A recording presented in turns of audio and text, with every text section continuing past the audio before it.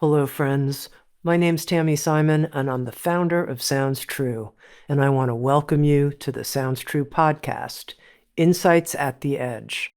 I also want to take a moment to introduce you to Sounds True's new membership community and digital platform. It's called Sounds True One. Sounds True One features original, premium, transformational docuseries, community events, classes to start your day and relax in the evening, special weekly live shows, including a video version of Insights at the Edge with an after-show community question and answer session with featured guests. I hope you'll come join us, explore, come have fun with us, and connect with others. You can learn more at join.soundstrue.com. I also want to take a moment and introduce you to the Sounds True Foundation, our nonprofit that creates equitable access to transformational tools and teachings. You can learn more at soundstruefoundation.org. And in advance, thank you for your support. In this episode of Insights at the Edge, my guest is Christina Rasmussen. Originally from Greece, Christina is an acclaimed grief educator.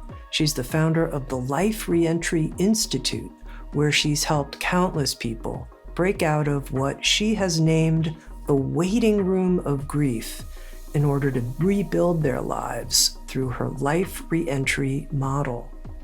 She herself suffered the tragic loss of her husband when he was just 35 years old, and she became the author of a book that's a step-by-step guide to life after loss called Second Firsts. She also wrote a book called Where Did You Go? A life-changing journey to connect with those we've lost. And now, just recently, she's created a new book with Sounds True that's on the topic of invisible loss, recognizing and healing the unacknowledged heartbreak of everyday grief. Christina, welcome. I'm so happy to be here right now, Tami. Can I just say this? Your voice is so soothing, and we have never met before, but it feels like we have inside my soul, my heart. So I am so looking forward to this conversation. It's going to be great. Likewise. As a way for me to get to know you better and a way for our audience, for people who are meeting you for the first time, share a little bit about how being a grief educator became this life focus for you and the birth of your first book, Second Firsts. Most people are very surprised to hear that I chose grief as a profession prior to the loss of my first husband. Did my master's thesis in England as I was doing the counseling program on the stages of bereavement. And I wanted to specialize in grief. I wanted to have a grief therapy practice. And at the time, Tami, my professor in the UK said to me, "You are such a happy person. Why would you want to dedicate your life to this?" And I said to her then, not knowing what was going to happen in my life, that I could not imagine losing someone I love because I love people so much, I wouldn't be able to overcome it. And I would love to know how to help others go through that very hard period in their lives. At the time, I had no idea that later on, my 31-year-old husband was going to be diagnosed with colon cancer and was terminal, and he passed away at age 35. I used to sit, before all this happened, I used to sit with the dying in hospice. I used to volunteer for their families to go home and shower and have something to eat, and I would sit with their family members. I facilitated support groups where spouses lost their partners before any of this happened in my life. And I remember my first husband would pick me up in the evenings from these groups. And I would say to him, and it was in Houston, Texas at the time, "How grateful am I to have each other and to be so healthy and alive." And then everything changed. He was diagnosed in 2003, and I wish it was me. I wish it was me dying. And I mean it. I felt the pain of losing him was worse than my own death. We, at the time of the diagnosis, the girls were 9 months old and 2.5 years old. And when he passed away after a 3.5 year journey of fighting for his life, we went on so many adventures to save him. In 2006, they were 4 and 6 years old.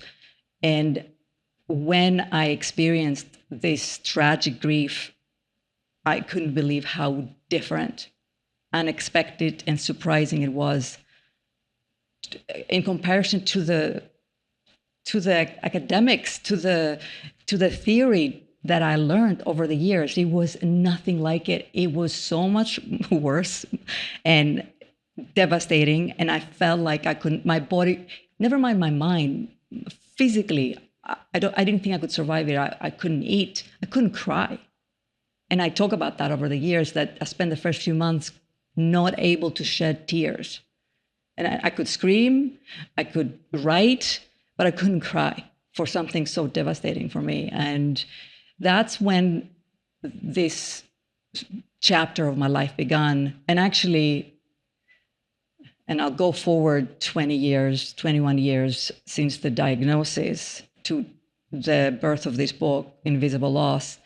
I told myself as I was counting down the days of this book being born, that I was ending a very, very long and big chapter of my life with the birth of this book.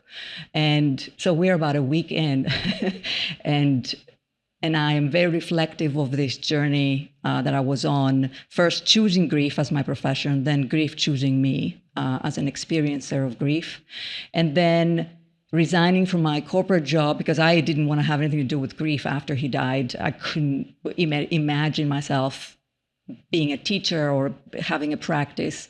And I remember saying to myself, if I ever make it back to feeling alive, I am going to go back and get everyone else who's over there in so much pain, because that's when I knew millions of people are suffering at such a devastating way that I couldn't imagine it. And then in 2010, 4 years after his loss, I resigned from the corporate world that I was working for, the health insurance for the kids, and started writing. Just a few sentences at first. As people can hear, this is my second language. So being an author of 3 books in the US maybe was more of a fantasy for me. And I remember I started this Facebook page. At the time, I called it Second Firsts, before the book was born. And I started writing just a few sentences, and then more and more.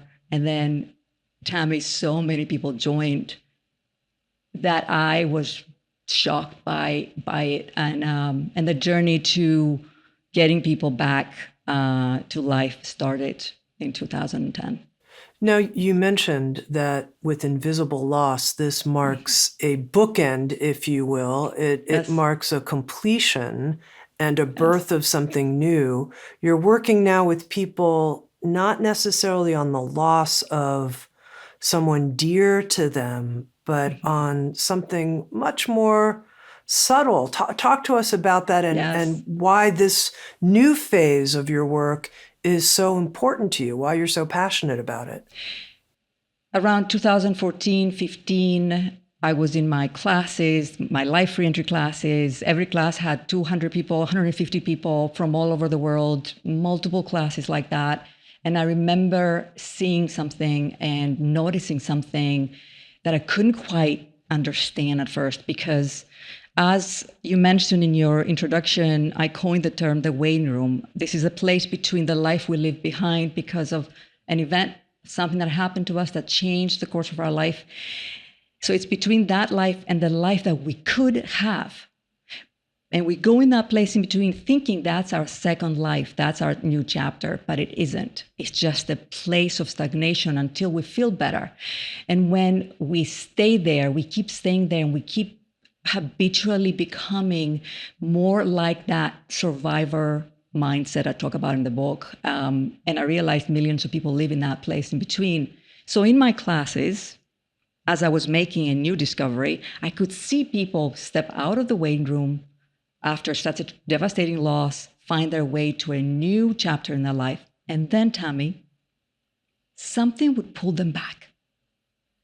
And it wasn't the tragedy. At first, I was like, as we all think about the term, the sentence that we've been taught over the years, time heals all wounds, grief never goes away. I'm thinking this tragedy is the reason why everyone is coming back for recovery, coming back to this safe place. And then again, it's very hard to go out. And I remember saying to myself, it's got to be something else. There's something else going on here that the tragedy is masking, is shadowing.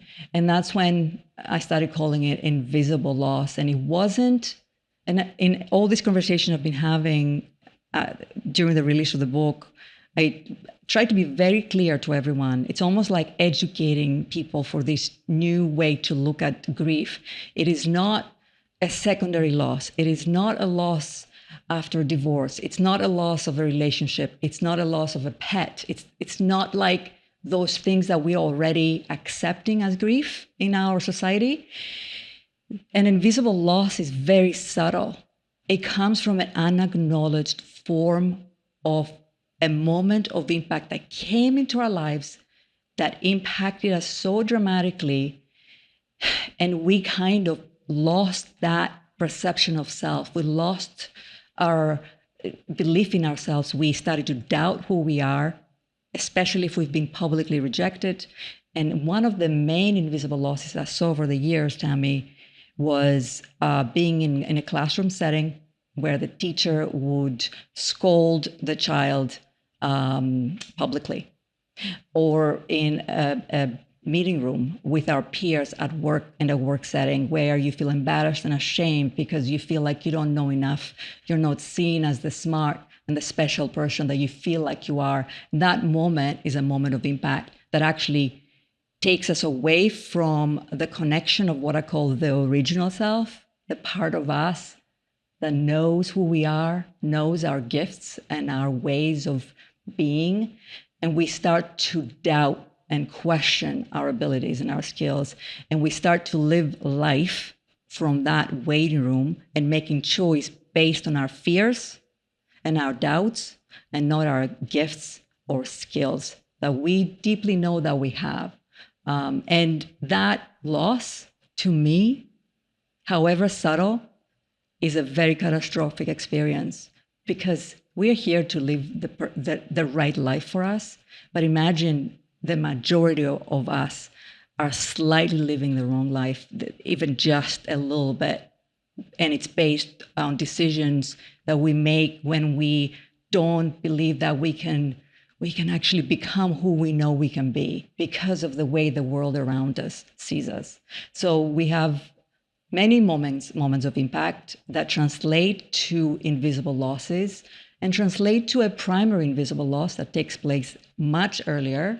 And it begins when we experience our first us versus them, when we're disconnected from the world, when the world is starting to see us as less than, when our parents, when our friends, when the people in our lives are looking at us, Tami, and they don't think we have what it takes, or that our expression of self is inadequate, is not good enough.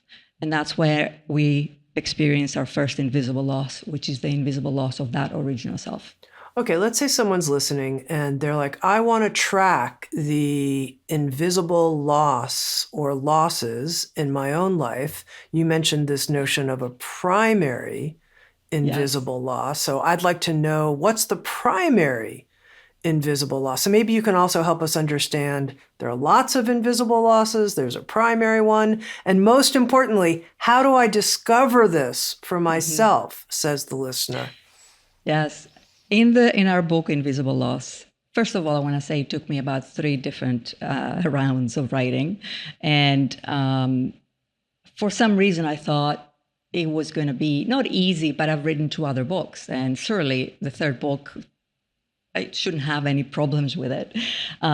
It was the hardest book to write to be able to articulate what that invisible loss is and to help the reader to track down. There's two exercises as the book begins, and I call them the tracking exercises. There's the tracking of the primary invisible loss and the tracking of a current, present experience of an invisible loss. And there's an early exercise in the book, and it asks you, if you were to write a little bit of your life story, here's a few prompts to begin. And you can start by saying, even though my parents were great, I didn't feel happy.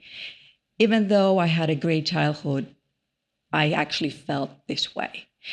We are being taught to celebrate our lives and be grateful for all these great things that we have, because we're not homeless, because we're not starving, because we're not experiencing devastating moments like other nations, other parts of the world experience. But yet this poverty is inner. It's within ourselves. The poverty of survival. We are actually hungry and afraid within ourselves every day. And we cannot look at that if we're looking at our life thinking, I have nothing to complain about. I have nothing. Look at that person that just was diagnosed with cancer. Look at that person that lost their spouse or their child. I have nothing to complain. Actually, that is wrong. And I think this modern era, this phase in our lives, it's time that we're looking at ourselves through the lenses of a wealthy inner world versus a poor inner world. And we need to start by looking at the places in our lives where we pull back, where we procrastinate, where we stop sharing ourselves. It could be, there's an example in the book about your father, for example, dating a new person, and you feel like you're happy for him, but every time he invites you for a Sunday dinner, you struggle to say yes, and you don't know why. You love your father, you have a good relationship with your dad, but there's something that is holding you back, and you keep postponing it, and you keep changing the plans. And even when you make it to that dinner, you're sitting at the dinner table just nodding or saying what you think needs to be said to make them happy. There's an invisible loss there. And in the book, there's questions that you're being asked to find, to nail it down, to track it. Every person, depending on their circumstances, have different invisible losses and moments of impact. And why this is so hard to find and this is so hard to articulate, because it doesn't sound like a very solid experience. Can I give an example? Please, yeah. And it's talking about my own personal invisible losses versus my tragic losses. It's much harder to do. We're more ashamed and we worry about how we're being perceived when we are sharing an invisible loss. When I share about the tragedies of my life, I know there's a lot of empathy and support in our culture when we hear something like this. But when we hear about a devastating experience that doesn't have the traditional elements of tragedy, we don't behave in the way that we need to create a healing environment in our world. So I'm going to share this example. It's always hard. No matter how many times I share this, it's always hard. Tami, I was invited to this dinner event in New York City with some fellow authors. 2014, this is a few years, nearly 10 years ago now, 2015. I was very excited to be invited at this dinner with fellow authors and how great.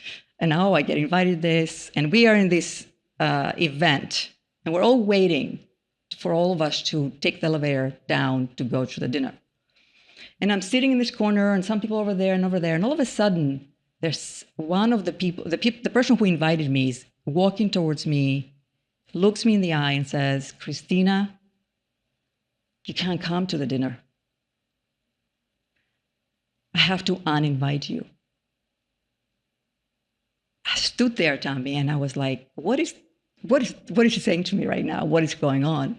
She said, I'm so sorry. I can't say more, but I made a mistake. I didn't know there was no space. I don't even know what she was saying. There was an excuse, a reason.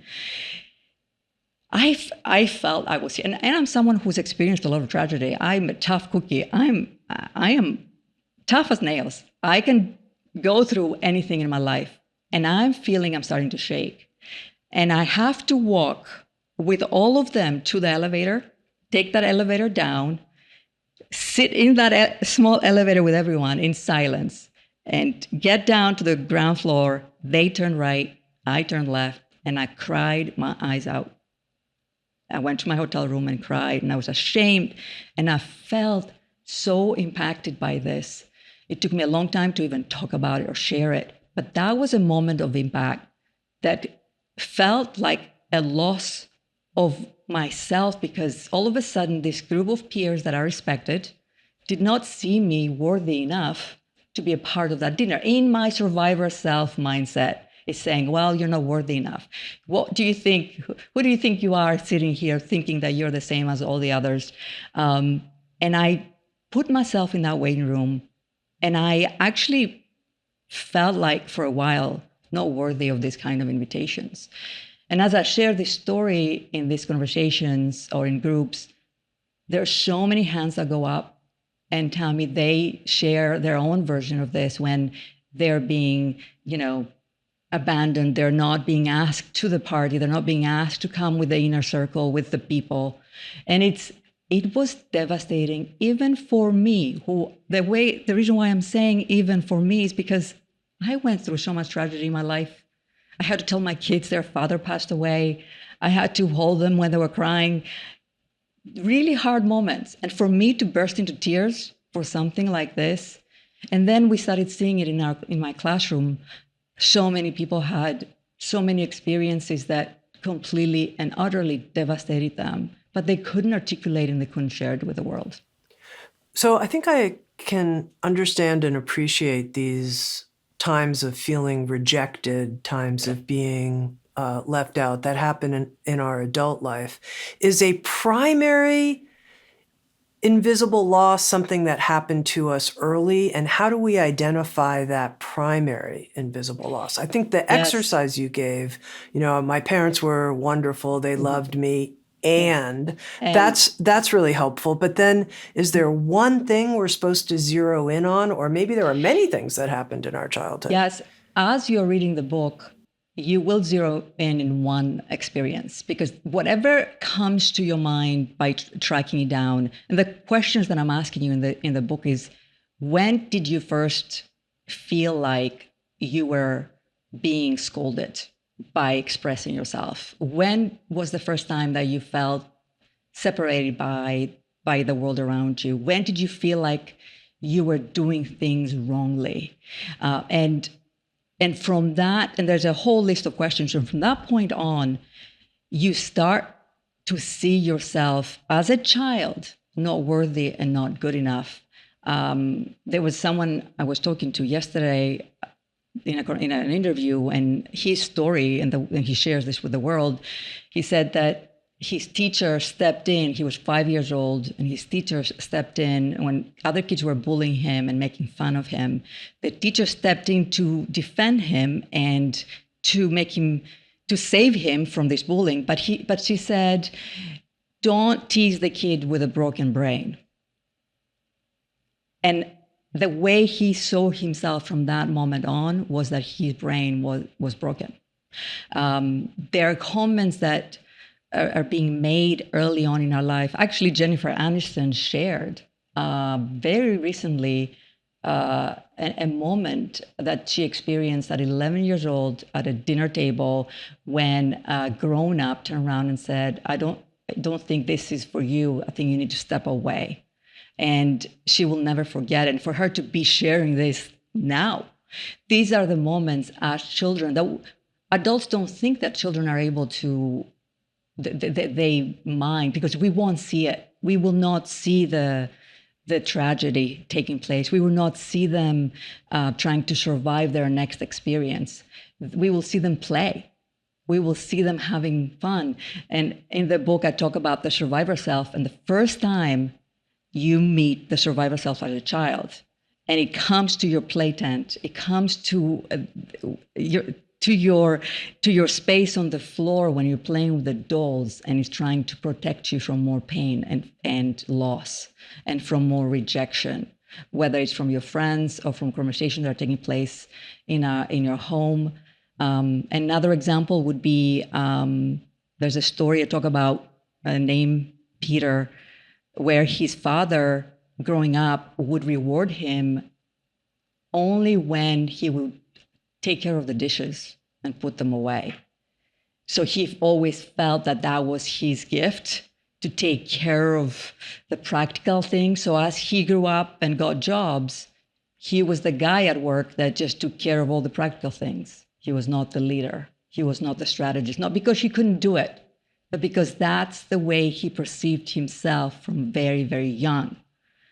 The people in our lives hold this mirror, and the way they are reflecting us in that mirror, we actually take on that identity, and we let go of the original self-identity and who we are, because we are so afraid of being rejected by those people again. A couple times you've mentioned this notion of the survivor self. So just to connect a few things here, how is the survivor self the result of these invisible losses and sense of rejection that we had early on? That's a really good question. Over the years doing this work, it became very clear from really early that everyone was surviving something. They would use the word, I'm just surviving. And, I used to say to myself, gosh, we shouldn't be surviving.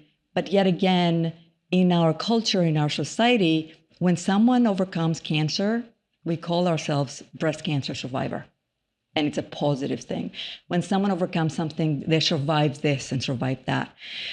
But if we stay in that survival mode, we actually are not thriving, we're not living. So every person has three narrators, three personas within themselves. One is that survivor self, which occupies, I would say, around 85% of our thoughts, behavior, actions, because we are made to survive our life because of these earlier losses, these moments of impact. There's another narrator, another part of us that I call the watcher self.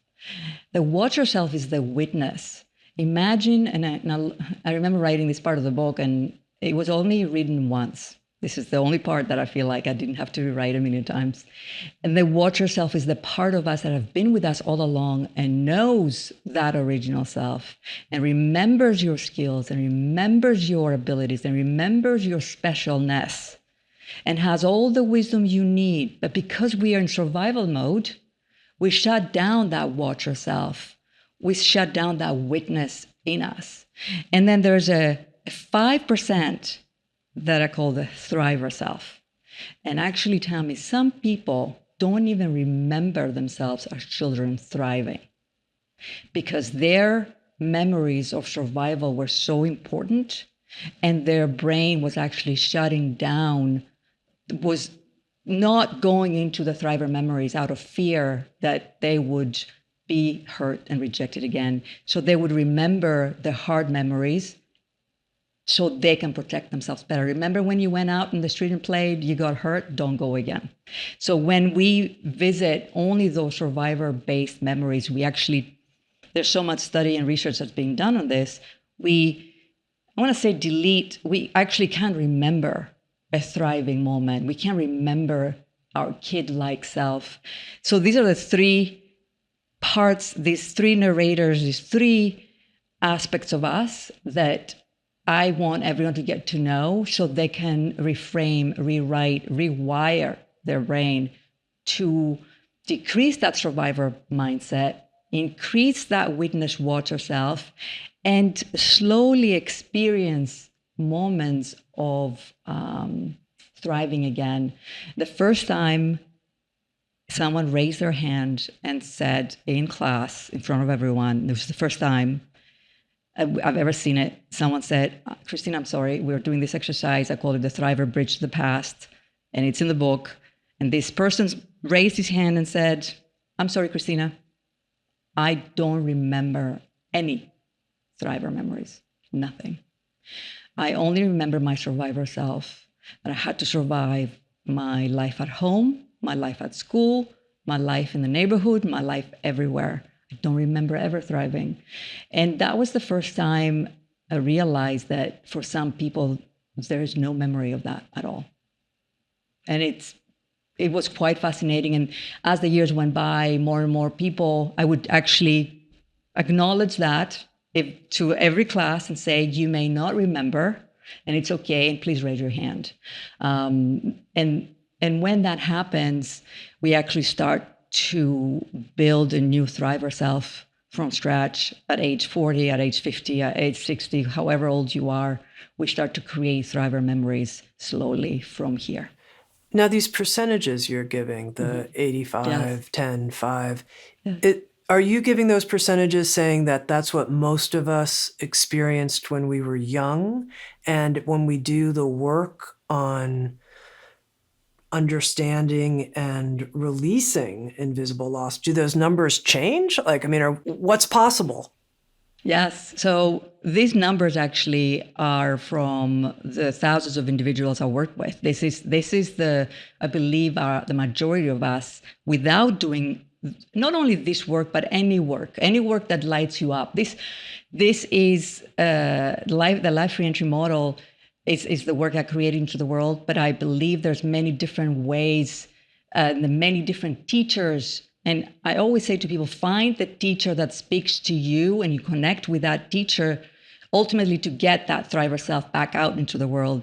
So a lot of people living life today as a 30, 40, 20, as adults have these percentages unless they work on it. As children, we slowly got to these percentages. And if we do the work, and let me say, I had to do this work. I had to exit a waiting room that I was not even aware in December, all the way to here. And it was one of the most invisible waiting rooms I experienced. I've done this work on myself many times in many different ways. And I was surprised. The more intelligent we are, the more successful we are, actually, the higher survivor self we may have. Fame, success, riches, wealth, your home looking like the most pristine home in the neighborhood, actually most of the times hides a very big survivor self that you're surviving from every single day of your life. And it's been quite the journey to see this in people. I remember there was an executive in my classes once. He came in and he was angry at first. He was just very angry. And as he was doing the work, it changed him in ways he didn't expect. His relationship with his mother, his relationship with his peers at work, that he had absolutely no idea. He hadn't lost anyone. There was no death in his family.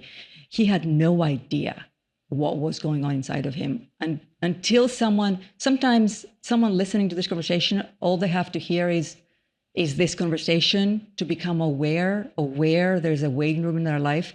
They could be having a great life, a great work experience. They could be in a great relationship, but their work could be suffering. They could be healthy and strong, working out every day, but they struggle speaking up and sharing their thoughts. We live in a world where most people don't interact in honest ways, not because they're lying or they're not good people. It's just because they're trying to modify themselves to make sure that whatever it is I'm saying in this conversation, Tami, my survivor self, do you know what she's saying to me right now? You better say the things you need to say to make sure that Tami likes what you're saying. You're doing great, Christina. I'm loving what you're saying. I have more questions, but yes. Thank you. But this is what happens in the first time we go on a date. Sure. The first, when we're meeting, when we go in a job interview, we're not asking ourselves in that moment in time, is this right for me? Am I having a good experience for myself. And I say, what if this is my last conversation I have on this planet, on this earth, in this lifetime? And if I spent it trying to please the other person on the other side, what a regret that would be, Tami. Now, you mentioned that you left a certain waiting room. So obviously we have lots of waiting rooms in our life in different parts of our lives. What was that in December? What was the quote unquote waiting room that you left? Yes. And I'm so glad I'm having this conversation with you, Tami, because this is connected to the work we're doing together. And I love having this conversation with you. In December, I said to myself, my gosh, I need to start getting ready for this new book. And the year before this book came to be, I was writing the book, but I was also changing my life dramatically. I had just finished, this work is, I'm not allowed to say more than that. There's been clinical trials that have been amazing, and we are waiting. I can't speak about the results, and I don't know most of them, but there will be scientific papers being written by the scientists that got funded to study life reentry. So in December, and in the year before that, I had started to slow down a little bit in all the teaching I was doing because I was getting burned out. I was doing so much. And I had said yes to a dream of mine that I had since I was 5 or 6 years old to study art in my spare time, in my little small part of the world. And I went back to school while I was doing everything else to do my MFA in painting. And I was experiencing, Tami, this most wonderful moments in my life. Saying yes to what I've always wanted to do it just blew me away. The experience has been extraordinary. And I was getting closer to the release of this book. And for my end, December was going to be when I started having the meetings and hiring the team and doing all the things. And Tami, I started having panic attacks.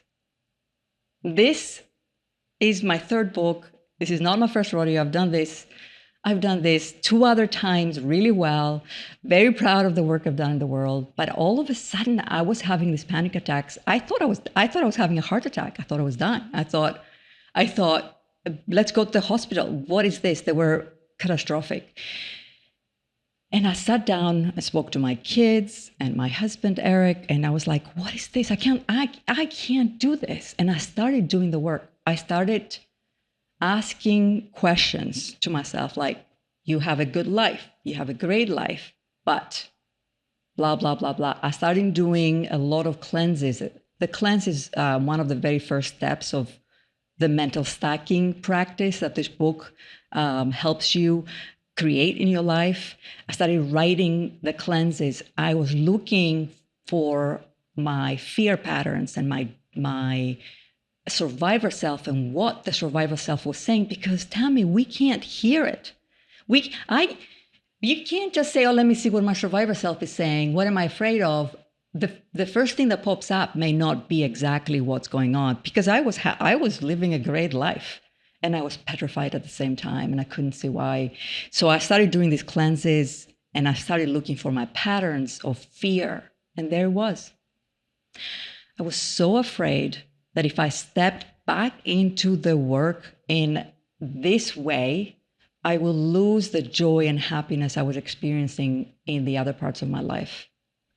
And as I was stacking, I was doing the mental stacking and the reframes and the watch yourself and the thriver, I said to myself, the only way forward, the only way out of this waiting room without my life changing was to literally have fun and enjoy every conversation I was going to be a part of. And there's a lot of interviews and a lot of conversations. I'm very grateful for them. That I was going to be in this experience like this, and I was going to enjoy myself. And I had to find my thriver self in this part of the world and in this part of my life. And in this part of my life, my thriver was afraid. And I discovered that anything that had to do with self-worth in academia, in seeing myself as a teacher, I actually was lacking. And my survivor self had taken over that part. And why that invisible loss that I experienced in 2014, where I was uninvited to the party, to the dinner party, was so catastrophic for me because I didn't feel I was worthy of the title of being an author, of being a teacher, of being the person to help so many others. I couldn't believe it. And deep down, I obviously was not trusting myself in that role. So I had to learn to trust my skills, to get close to that original self. I had to work through some childhood memories in those cleanses and the mental stacks, and to trust that whatever comes out of my mouth when I am stepping in the public arena comes from the real me and the part of me that is here to thrive and have fun and believe in the extraordinary work that I have here for everyone. And I'm proud and honored to be on this path. And I don't know if you can tell, Tami, I am having a great time. All right, very good. Well, I want to clarify a couple of things for our listeners, and I want to make sure that they understand what you mean by engaging in cleanses and what you engage in mental stacks. We're going to get there in just a moment. But first of all, how does someone listening identify, I'm in the waiting room, quote unquote, in this part of my life? Here's how I know. Here are the telltale signs. Yeah. It looks different for many people. One of the ways that I describe the physical manifestations of the waiting room is that you could have moments of nausea, heart palpitations when you're about to step into a meeting. You may feel unwell when you're entering a room, when you're meeting a friend. There's the physical manifestation of this. Another way it appears in the cognitive arena of your life is that when you don't feel worthy enough, when you're feeling, imagine being with a friend, and every time you are with this friend, you don't like yourself as much. You're feeling less than. That relationship is in the waiting room. That relationship is not for you. It is not the way that you show up in the world. And it could be a relationship with a sibling that's very hard to let go because they're a family member. It could be a relationship with your mother that's like this. So after you tell yourself the truth of where in your life you're pulling away, you're not feeling like yourself, you don't feel seen. You don't feel understood. They don't know you. You feel like the other person, the other people, the moments you're with them, you're feeling being left out. You're at a dinner with 3 girlfriends. They're all laughing. But you're not a part of that experience. Do you know how many people feel that? Okay, so that's kind of like these situational waiting rooms. But what if someone has this thing of like, I feel like I'm living my life in the waiting room, meaning I still haven't started writing that book I really want to write, or I've never learned this musical instrument and I really wish I had and I want to, or whatever it might be. So the unrealized dreams. Yes, and these are actually easier to discover. 2 things popped up in my head when you asked this question. 2 things. One is actually a lot of people have not realized their childhood dreams or the fantasies, the fantasy of me being an artist or doing something they love. There's so many people, and the only way to doing it is taking very, very strategic and small steps out of the life they're living. And it's not, I don't believe in jumping and the net will appear. I don't believe in large, heroic steps out of your life. Do not do that. It doesn't work. If it works for you, great. I just don't think it has to be so scary. And the other thing that popped up in my head, Tami, is, and I will trust that question, is there something in your life that you feel that the part of your life that is in the waiting room? Yeah. I mean, I think as I read Invisible Loss, I could feel that. And I think the book brings that up for anyone who engages deeply. What is unrealized, unactualized in me that I have a dream to actualize, for sure. And did you know when you felt that? And I hope it's okay for me to ask this question. Sure. Do I have permission? You do have my permission. Thank you for asking. Actually, it's a very personal. I feel like when someone is saying, I feel that maybe there is something in my life that I haven't expressed yet or realized, it's a very intimate and personal space. And why I do think we need to always ask permission to enter, because you and everyone else who has that feeling, they've protected that place inside of them, especially someone who, like yourself, has made so many dreams come true. You've done so many things in your life. And yet, if there is something that you're holding within yourself that hasn't happened yet, it is the most sacred, intimate space within you. And I feel that when I say this. How does it land when I say this to you, Tami? It feels accurate, Christina. and why stepping out of that waiting room needs to be done very carefully. And a lot of the times I say to people, when you decide with yourself to step out, I wouldn't actually share it with anyone in the beginning, because we are surrounded, Tami, by a number of other survivor selves around us that look like our friends, that they don't want us to change our life because according to them, our life to them looks great. And I call it the collective survivor voice. So when we are attempting to change a part of our life, to realize a dream that is so personal and dear and close to our heart, we actually, dare I say, we need to try and keep it a secret in the beginning until we get our thriver and watch ourselves stronger at a higher percentage. So there's a phase in the book, in the Life Reentry model, I call the divergent phase.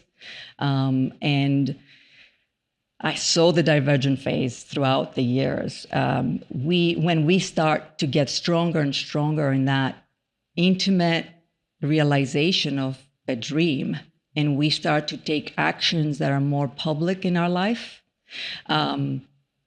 we experience pushback.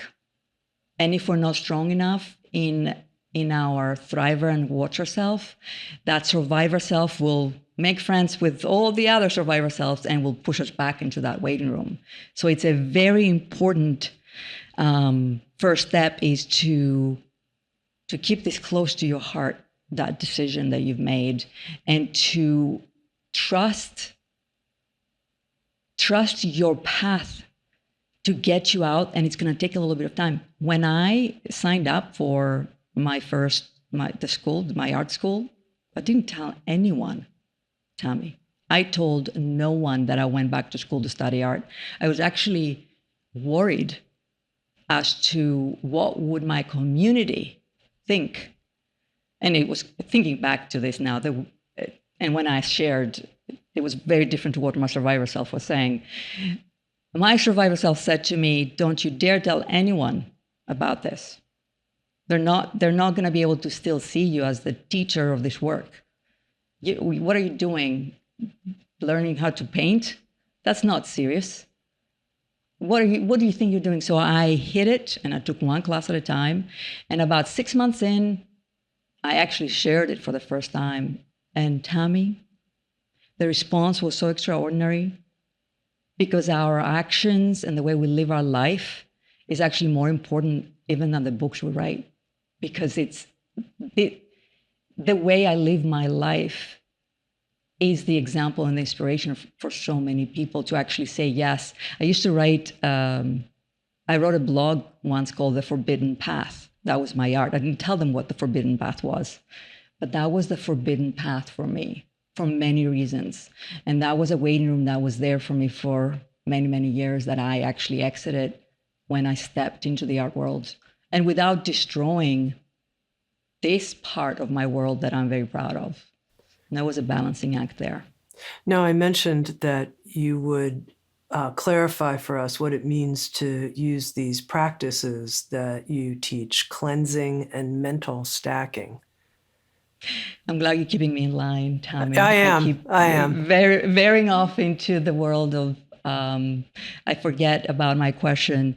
So there's a practice that I call mental stacking, and there are layers to it. Imagine that you wake up in the morning and you have some thoughts, which are very similar to the thoughts you had before, the day before, the day before, the day before, and so on. Imagine if we never cleaned our bathroom, or never showered, or never brushed our teeth. What would happen? I see this practice, mental stacking, as brushing our teeth every morning, as having a shower every day. And it is a layer of cleanse. So the very first step that we do is we grab a pen and a piece of paper, or if we want to do a verbal cleanse, we have a really good friend that we feel like we can be honest, then we share this cleanse. A cleanse is the unfiltered stream of consciousness that your thoughts coming through as they are, without you changing them in any way. It's almost like we're glimpsing inside our mind. We have to see what's there. So you can write 3 sentences, you can write 5 sentences, you can write 10, you can write a whole paragraph, a whole page. It doesn't matter how long it is or short. That's the first layer. And I always say to people, if you have 2 minutes and no more, just use 2 minutes to write this. The second layer is that we have to find the pattern of fear within that cleanse. Most of the times, we hear people say, just write it all out, release it, cleanse it, take it out of your mind. That's great. And that's wonderful. But we don't do anything with that more than that. So imagine you're reading back that paragraph that you just shared with yourself about whatever it is. For example, if I was to share my thoughts with you right now, it would be, I hope I'm articulating this well. I hope I'm responding to the question. I hope everything. So I would be writing this out. And then I would look to find the pattern. So cleanse, layer 1, survivor pattern, layer 2. And that's very tricky, that second layer, because we have to read what we wrote and find our fear. And it's hiding. So if I said in my cleanse, I hope I'm making sense, I hope I'm clear, I hope I'm answering the question, the pattern that I think is there is that fear of not articulating this well enough, that I'm afraid of this, right? And I'm giving this a very basic example. So I take that, I'm afraid of not articulating this well enough. I'm afraid of not doing a good job. And the next layer, layer 3, and actually a lot of people can do this in 5 or 10 minutes maximum. I don't want people to do more than that. And the third layer is take that pattern, and that is going to feel unnatural, and change it and reframe it. And use the watcher self to come in and say, what do you know about yourself, Christina? What is the thing that you know about yourself? It's that I am the expert of this work, that there's nobody else in this world that knows life reentry better in the whole entire universe. So I take that reframe and say, not only I'm not afraid of being wrong, I'm actually feeling great and excited to be able to articulate this as well as I do. And even if you don't feel that this is right, it's correct, it's very important to reframe it, to write it from there.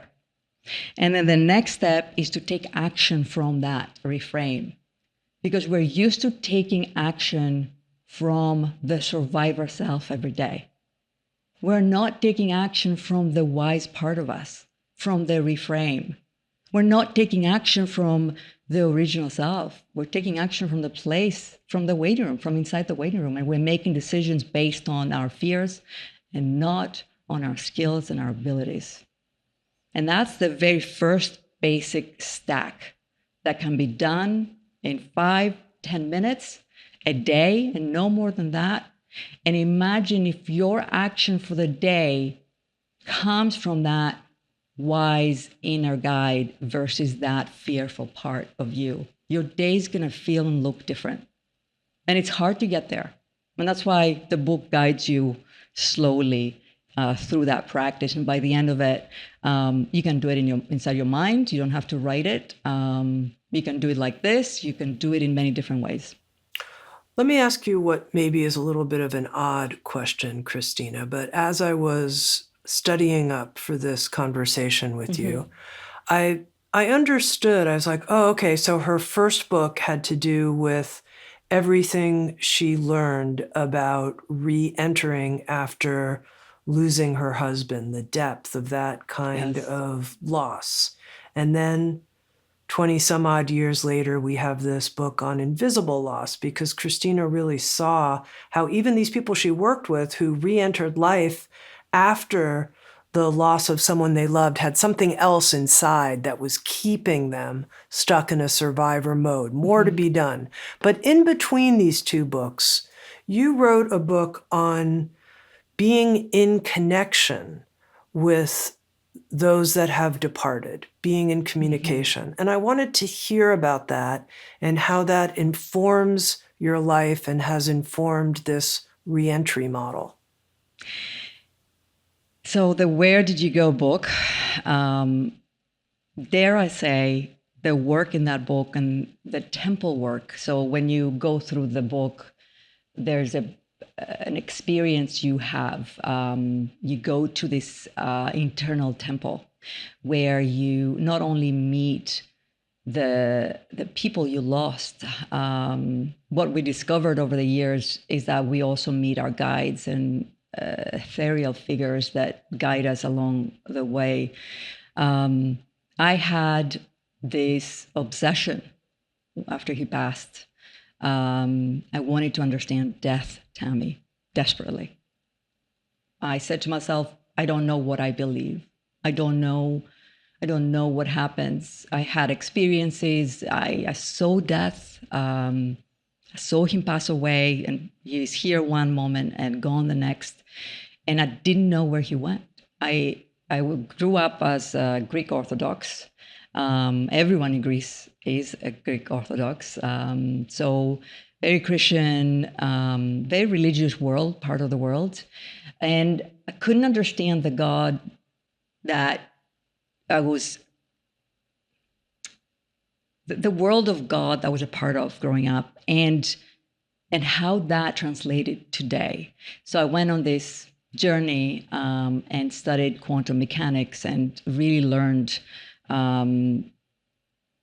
what the non-physical world is made of. And then I started running these pilot groups with people, and I started seeing the most incredible things would take place in these journeys, these temple journeys, the Where Did You Go book. The experience of Where Did You Go is a more spiritual, enlightened, and awakened state. I would say that from my two books, that book is a higher level experience. And the Life Reentry is more grounded, basic transformation of our life that is required to step on the right path of where our life is. But the Where Did You Go work, the temple journeys that I call, is at a much higher level of existence and connection to not only the people we've lost, but our higher selves, to be able to become the observers of our reality from outside of it. And it's fascinating and extraordinary, and yeah. But specifically, Christina, what did you discover about being in communication with your husband who passed? And is that an alive channel for you? What is that like? How did these kinds of communications inform even your writing of Invisible Loss? Yeah. Thank you for asking this. I haven't been asked this question for a while. The very first thing I discovered was that the place of death is the place of creativity and creation. That was a mind-blowing discovery, that where we go when we die and when we exit this physical experience to connect with those we love, it's the most positive and extraordinary feeling.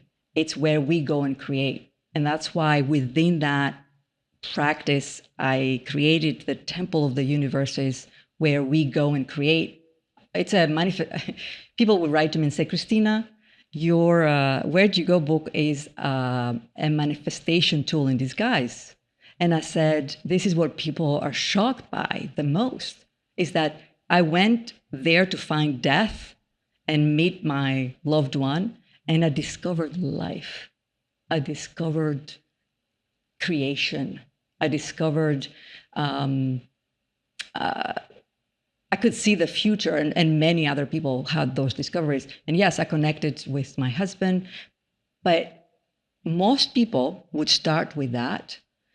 And would you believe they would move forward to other types of connections in that practice, the other ways to connect with the non-physical world that exists around us, that we can't see it, we can't experience it when we're really grounded in this life.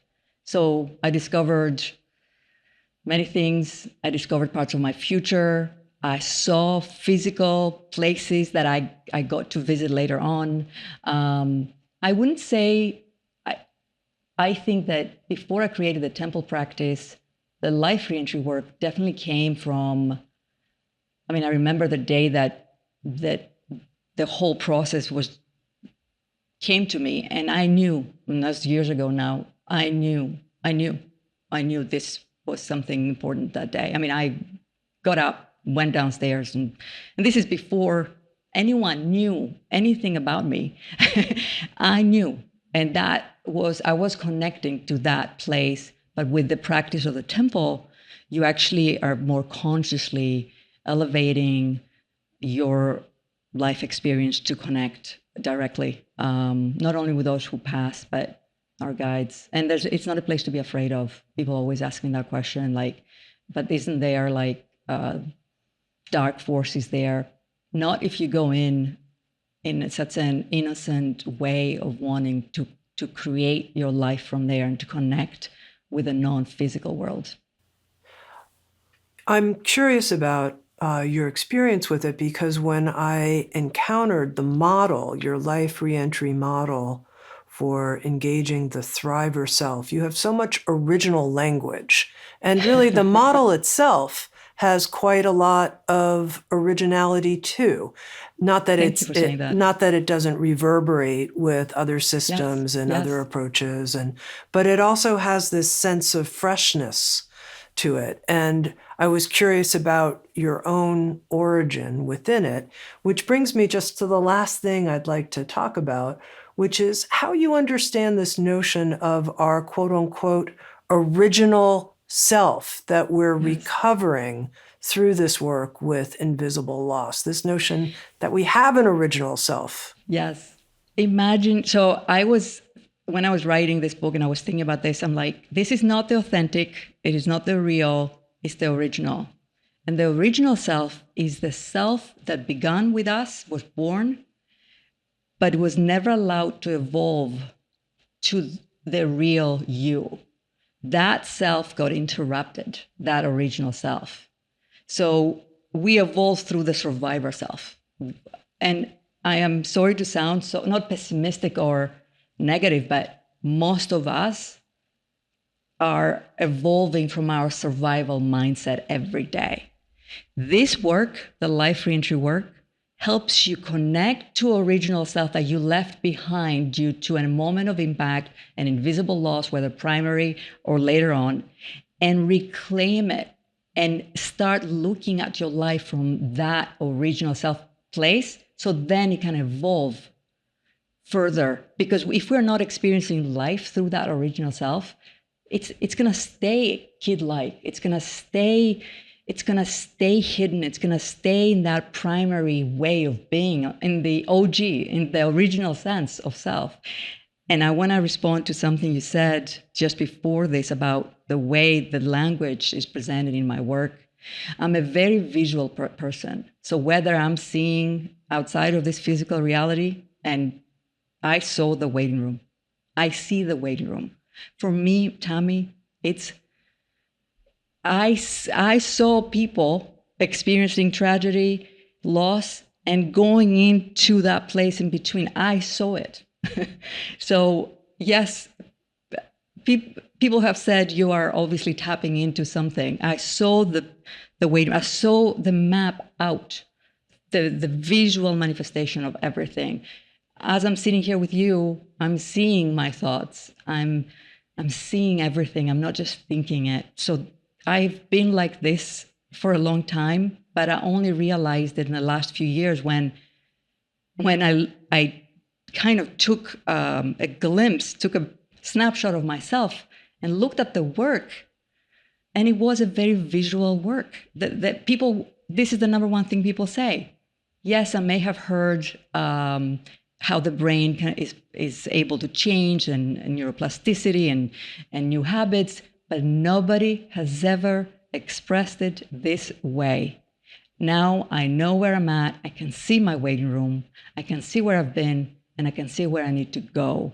And I can see the survivor self, and I can see the thriver. And we actually, with this model, you differentiate, you pull yourself out. It's not your fault that this has happened. You haven't done anything wrong.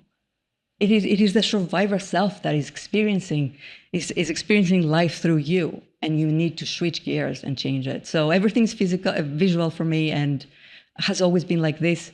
But you don't know it until you witness yourself from the outside, and I think you are that way as well, Tami. You are a witness and an observer of others, and that's why these are the questions you're asking me, because you can see from a vantage point that is allowing that insight that you're having when we're having this conversation.